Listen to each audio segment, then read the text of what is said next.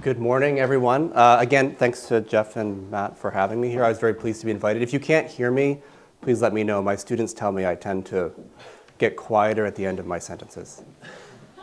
Since I have your attention, I just want to mention, if you don't know, there is a new Energy Humanities journal launching in 2026. So you may have heard of this. If you haven't, we're going to announce this CFP in about 2 months. It'll go out on a variety of channels. There's an amazing editorial team behind it: Kara Daggett, Jennifer Wenzel, Graham McDonald, Mark Simpson, and Raziman. It's going to be, I think, a really important forum for energy humanities work across disciplines. So if you're thinking of looking for a place to publish something you're talking about today, it might be something to think about. Okay, and I should also confess, I'm not a literature scholar. I'm a historian, so I feel a little intimidated by the literary knowledge in the room.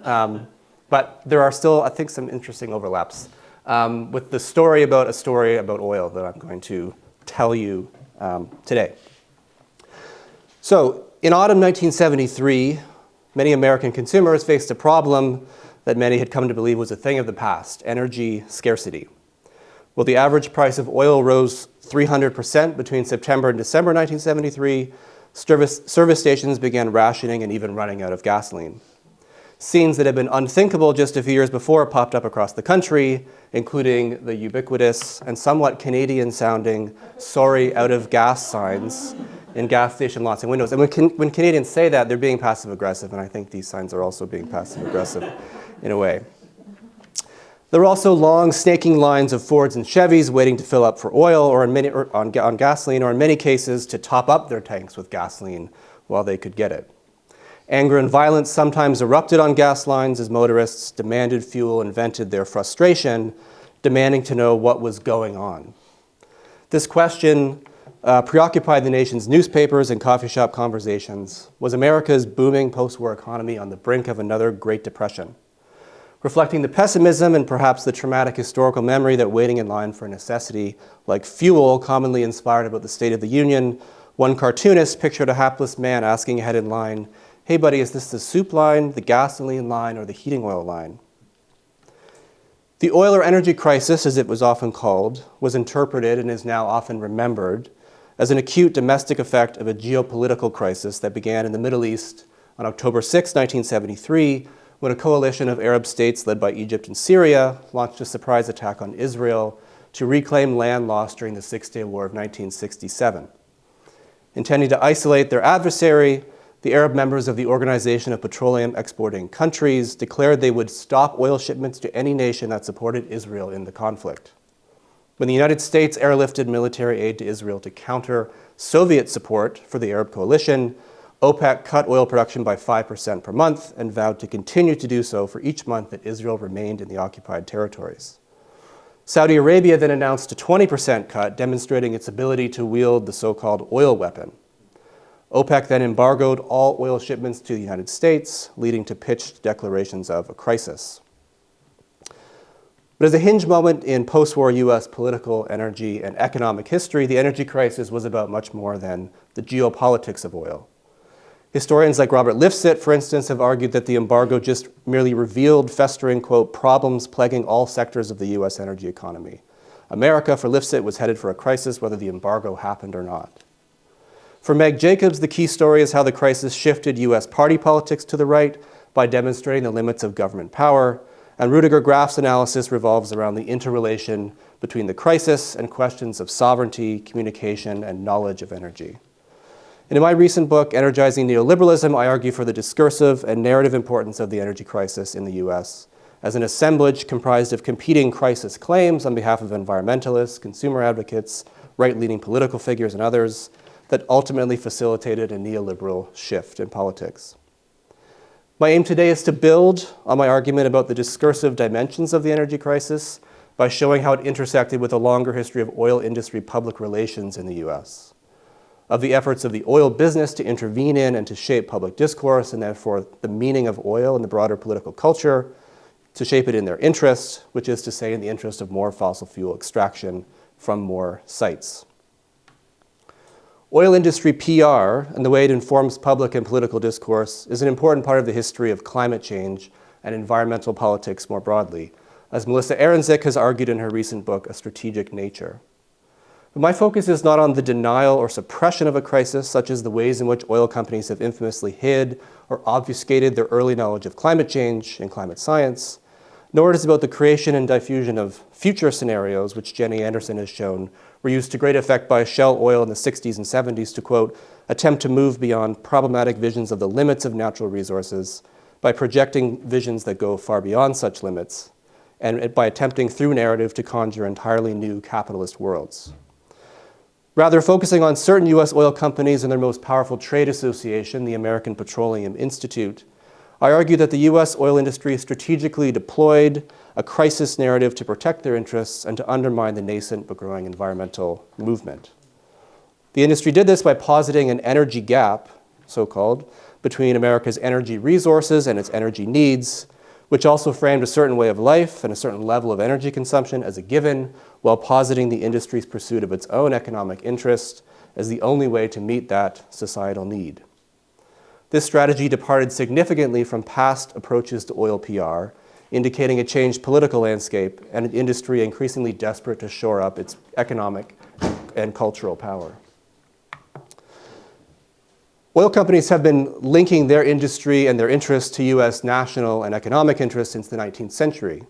For instance, Standard Oil's turn-of-the-century Drake Memorial in Titusville, Pennsylvania, as Ross Barrett argues, attempted to meet anxieties about the destructive power of the industry by naturalizing the quest for oil as a heroic human endeavor that America's early oil entrepreneurs pursued with great bravery for the sake of national and ultimately human progress.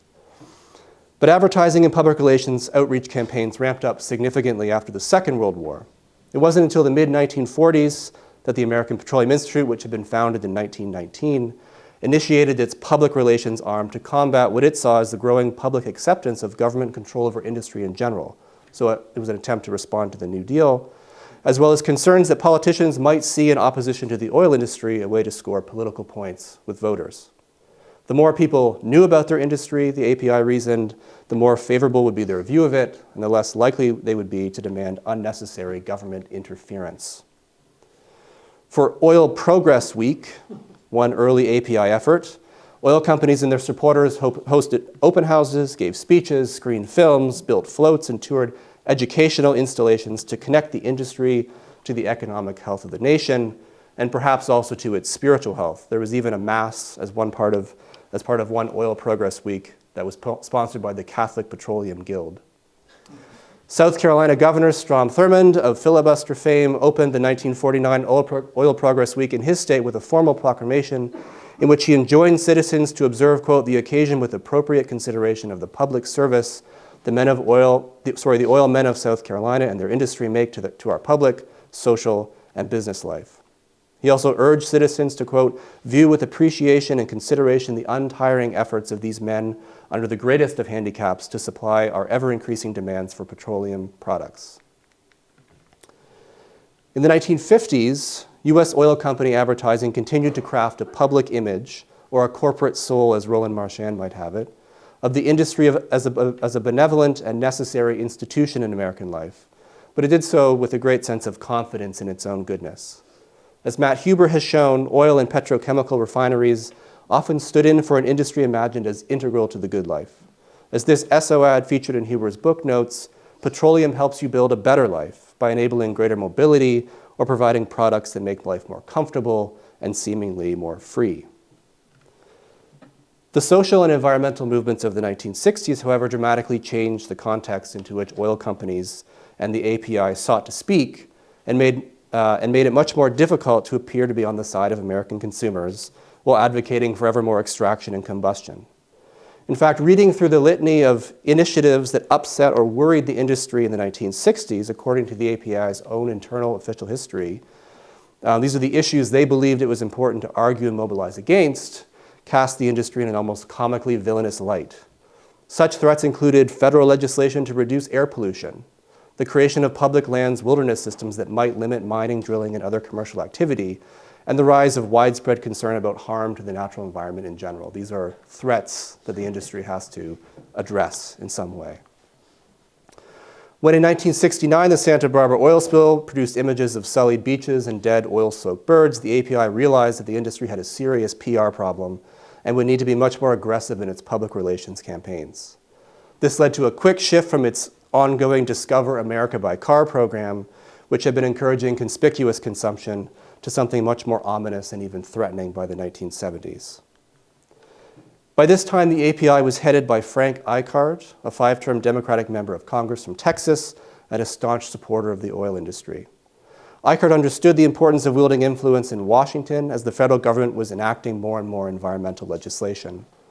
So at the urging of Eichard and the companies, the API set up headquarters in Washington, D.C., and funded an internal study of its PR efforts, including government relations, media, advertising, films, educational outreach, and opinion research. The report concluded that the industry was going to need to be more forceful in its communications by showing the stark choices that Americans faced about energy and by proposing solutions. While the API was rethinking its approach to public relations, talk of energy problems began to circulate amidst sporadic brownouts in American cities, the peaking of domestic oil production in 1970, and the growth of oil imports. I say more about this in the book. As concerns intensified, Richard Nixon offered the first major presidential address to Congress about energy resources in June 1971, where he acknowledged the challenge of growing energy demand, but said that was a good thing. It was a sign of economic progress. And he proposed measures to increase domestic supplies of oil. Ever the political survivalist, though, he also maintained price controls on oil as part of his broader effort to combat inflation, which wasn't necessarily productive for reining in consumption. Nixon's desire to boost oil supplies resonated with the API and the major oil companies, who began to insist in public statements and campaigns that they could provide the abundance that American consumers, to American consumers in the right regulatory environment, one that curtailed new environmentalist enthusiasms and their resulting laws. Indeed, the industry played a central role in the articulation of an energy crisis in the years before the embargo led to this broader public sense of crisis. Companies like Shell, Mobil, and Exxon produced forecasts, firstly, that predicted significant energy demand growth to support their calls for higher prices and greater access to land and resources. You can think of it like today's AI companies predicting ever greater demand and importance for their world-changing technology as a way to attract ever more investment. It was a similar kind of thing. People are going to inevitably use more oil, so you should change the laws so we can provide and stave off a future crisis. A 1971 National Petroleum Council forecast argued that, quote, in the long run, all indigenous energy supplies that can be developed will be needed, based in part on its own projection of high energy demand growth for the next 10 to 20 years. The council singled out federal land leasing, environment, health, and safety legislation, and tax policies as prohibiting the industry from supplying US consumers with energy from secure domestic sources, and warned that doubling domestic energy demand meant more imported oil, unless the government changed its position on issues dividing corporate and environmental interests. Oil companies also developed media campaigns to tar environmentalists as anti-progress and to frame the industry as the embattled but underappreciated hero of middle-class American life. The API in particular worried that burgeoning environmental concern had shifted what they called the national temper that would lend support to threatening legislative action in these various areas. So from its new DC offices, the API executed an advertising and PR campaign designed to articulate, quote, the importance of energy to the economy, to national security, and to people's lives, and to create an awareness of what the private enterprise US petroleum industry was doing to ensure a continuing source of energy supply, unquote. The API hired the Leo Burnett ad agency from Chicago, which was famous for the campaigns around the Marlboro Man, Tony the Tiger, Jolly the Green Giant, and United Airways' Friendly Skies campaign. They spent nearly $10 million on advertising in 1971-72 to spread the notion of the looming energy gap between supply and demand, a framing that echoed John F. Kennedy's famous missile gap from the late 1950s, which was also based on inflated projections of the opposing side's number of missiles. But like the missile gap in Cold War discourse, the energy gap became an integral part of 1970s energy crisis discourse. And the only way to fix the energy gap was to demand that environmentalists stand down and to unleash the industry to bring more oil online. The idea of a gap accorded with Leo Burnett's philosophy of advertising, which was that every product contains what he called an inherent drama. For oil, the stakes of the drama were high: the survival of the nation's material independence and its freedoms and way of life. The backbone of the far-reaching energy gap campaign was a series of advertisements on the theme, "A country that runs on oil can't afford to run short." The campaign argued that Americans need and benefit from oil in every facet of their lives. Indeed, it implicated itself in the extraction and processing it implicated life itself in the extraction and processing of oil into energy products and into an array of new materials. One ad noted that during an open heart surgery, quote, "The surgeon's gloves and gowns, the plastic tubing, the x-ray films, and even the thread that sewed up Jack's chest all came from the same raw material, oil." Unlike the buoyant confidence and helpful tone of early oil industry advertising, these messages were much more ominous. Quote, "Year by year we use more, and year by year we find less. That's America's energy gap. The difference between what you demand and what we find." This and other ads personalized aggregate energy demand, telling the reader that you demand oil of us, but support policies that prevent us from providing you with what you want and what you need. It went on to reference searching for oil in the Alaskan wilderness and beneath the seas, two areas where the industry desperately wanted greater access, but which conflicted with the allure of protecting wilderness areas for many Americans. The ad also ends on a rather threatening note, warning, quote, "When you're in Jack McGuire's shoes, it isn't hard to understand why a country that runs on oil can't afford to run short." A key component of the political atmosphere of the energy crisis was resentment towards OPEC, rooted in fears of American dependence on foreign oil, which drew on deeper wells of dependence anxiety in US history that runs right back to the revolution and straight to the present MAGA tariff regime. This is why Nixon called his strategy Project Independence. Cartoons and commentary often expressed this fearful resentment by imagining Uncle Sam as a drug addict and racially charged oil sheiks as sadistic drug dealers. But in energy gap ads, it was the API and the oil companies who began acting like drug dealers, starkly both in form and content, insisting on the complicity or perhaps the guilt of every American in the fossil economy, and warning that they couldn't live without oil even if they wanted to. And so by implication, the growing gap between what American users or consumers demanded and what policies allowed was a festering crisis to be solved quickly or else. This energy gap campaign was extensive. In addition to these newspaper ads, the API put articles on the energy gap threat in Time Magazine, Reader's Digest, Business Week, Forbes, and Fortune, and tried to visit and talk with more than 120 environmental reporters at newspapers around the country. The API and other industry representatives also addressed the public and the media frequently between 1972 and 73 to spread this notion of an impending crisis and to blame it on environmental legislation. For months leading up to October 1973, the term energy gap appeared in newspaper headlines across the country, giving structure to the burgeoning energy crisis discourse. Americans needed ever-growing amounts of oil, and the companies had to be enabled to give it to them. These campaigns also tried to co-opt environmentalist concerns and concepts to insist on the necessity of liberating the oil industry from unreasonable constraints. One mobile oil advertorial, which was a mobile oil innovation, turned the environmentalist language of risk on its head by claiming that in light of the inevitability of growing energy demand, quote, "The most unacceptable risk is that somehow we fail to close the energy gap." In another, readers were enjoined to remember when they see an oil derrick, quote, "how many trees we'd have to cut if we still got fuel by burning wood to provide each American's, quote, daily requirement of 3 gallons of oil and 300 cubic feet of natural gas." During the embargo, oil industry executives and representatives pursued a related strategy of calling for rationing and offering advice about energy conservation, as if to underscore the painful inconvenience and impossibility of living with less oil.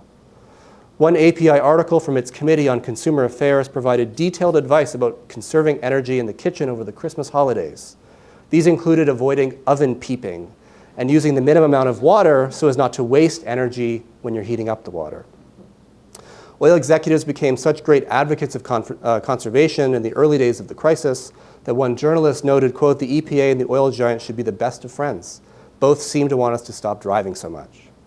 But for the oil industry, this advice about conservation was more about demoralizing consumers than it was about helping them navigate a difficult crisis. It's of course impossible to quantify how successful the energy gap campaign was, how many souls were saved, as the API put it, but there is some evidence that oil companies were pleased with their intensified PR campaigns. One Leo Burnett ad executive boasted to the New York Times that public awareness of the crisis had become, quote, universal, and the companies in the API continued to build capacity to hone their PR activities thereafter. Moreover, the arguments they made for greater access to the Alaskan wilderness, to the outer continental shelf, for the end of price controls, and for a cultural shift around the oil business and profit came to fruition by the early 1980s. Despite persistent rumors that, quote, big oil was just gouging American consumers, the API did receive many threatening letters from upset consumers. The industry's energy gap framing won out. The energy gap campaign also represented the beginning of an even more intense and coordinated defense of the oil industry in the age of environmentalism. The campaign demonstrates how the industry not only has a long history of shaping public discourse about energy by suppressing problems, but also by generating crisis narratives when it suits. Its role in articulating the energy crisis before the embargo raises concerns as well about the complex politics of crisis in modern history and the ways in which the mere articulation of crisis is an insufficient ground upon which to build desperately needed and lasting change. The energy gap episode also suggests the use of energy and of the energy humanities for the practice of history. In their decade of anxiety about the future of fossil fuels, oil companies played a key role in a cultural and political reckoning with the fossil-fueled foundations of US modernity. With its ideas about nation, nature, need, abundance, independence, happiness, and freedom, though their goal was, of course, capitulation rather than transformation. But there wasn't really a sense of an energy unconscious. This was making energy conscious, putting it into people's consciousness for a particular purpose, for a particular period of time. And that goal has remained unchanged through decades of climate disinformation campaigns, including enlisting certain MAGA influencers who shall not be named to keep fossil fuels and climate on the culture war agenda. These strategies work so well because fossil fuels really are tied to fundamental material and cultural structures in US society, from gender and identity and religion to the spatial organization and experience of everyday life. Turning to other forms of energy really would entail profound social and cultural transformations, and I think in part resistance to an energy transition is rooted in resistance to the recognition of that fact. If it really was so unthinkable to live without oil by the 1970s, then it should similarly be unthinkable to write the history of modernity without oil or other forms of energy too. But doing so will require learning how to see energy as a constitutive force, as a condition for being and knowing that is also always in process in relation to other forms and forces of historical change. Thank you.